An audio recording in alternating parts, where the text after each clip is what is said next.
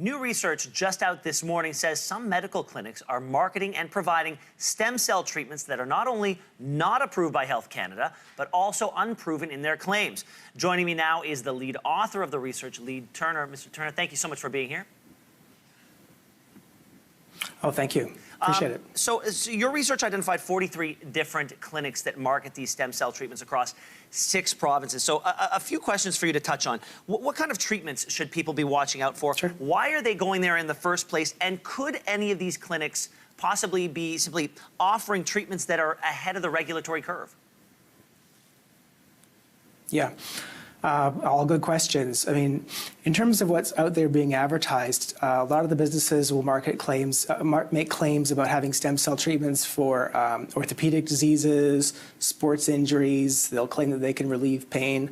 But there are some outlier businesses that they make pretty exaggerated claims about stem cell interventions. They'll claim that they can treat ALS, multiple sclerosis, Parkinson's disease, autism, asthma, diabetes. The list kind of goes on and on. And so there's a pretty profound marketing gap between the marketing claims they make and the current state of stem cell research. In terms of why do people go to these businesses, sometimes they may just think that there are effective stem cell therapies and these are businesses that offer them, and so it's a perfectly reasonable thing to do. In other instances, they may know that these are unproven interventions, but they've got a life-threatening disease. They go online with a sense of hope, try and find something. Someone's making a claim that there's a treatment for, say, ALS, and so they show up at the clinic. In terms of what to watch for, I think there are some warning signs. I mean, if you see a business making claims about stem cells for dozens of diseases, for example, or someone who's not a stem cell researcher, no background in the area, those are all kind of red flags.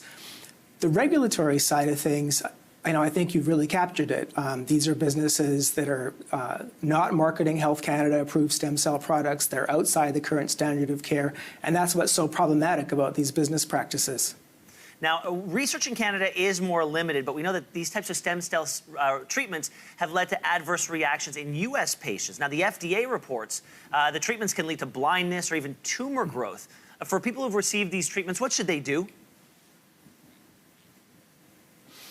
Well, so you're right. I mean, individuals go hoping that there's going to be a stem cell treatment that will help them. And in fact, sometimes there can be quite serious consequences if they're unproven interventions. They haven't been properly tested in clinical trials. You mentioned, blindness has been a reported outcome for people who sought treatment for macular degeneration. There's been other reports of pulmonary embolism, stroke. So there can be quite serious complications. In terms of what people should do, I mean, I think that's one important reason why people should be very cautious when they're going online, looking at claims made by businesses, whether it's in Canada or the United States or somewhere else. If it's a clinic that's making all kinds of claims about stem cell treatments, I think people need to be wary of those. If they do choose to undergo them, there may be real problems in terms of if they experience a complication, the clinic that they've dealt with may not have much of an interest in providing follow-up care. The businesses that I looked at, I couldn't find a single one that made assurances about providing long-term follow-up care before 6 months. I also saw a lot of, kind of exaggerated claims about benefits, not much discussion about risks. So, a lot of problems in terms of the kinds of advertising claims these businesses make. And the risks, there are risks in terms of people's physical health, but I think there are other kinds of risks too. So just, financial being one, when these are companies that are charging thousands or tens of thousands of dollars for procedures that aren't evidence-based, people may end up spending a lot of money and, suffer physical harm of some kind or suffer financial harm at an already difficult time in their lives. Well, we reached out to Health Canada for a response, and it replied, quote, Health Canada continues to assess the information gathered from the clinics to determine whether the specific activities being conducted are compliant with federal regulatory requirements. Follow-up is ongoing, and the department will take action should any non-compliance with federal regulatory requirements be identified. On top of that, we also reached out to one of the main clinics offering stem cell treatments for any explanation as to why they continue to offer unapproved therapies. We did not receive a reply. Lee Turner, thank you very much for all your insights this morning.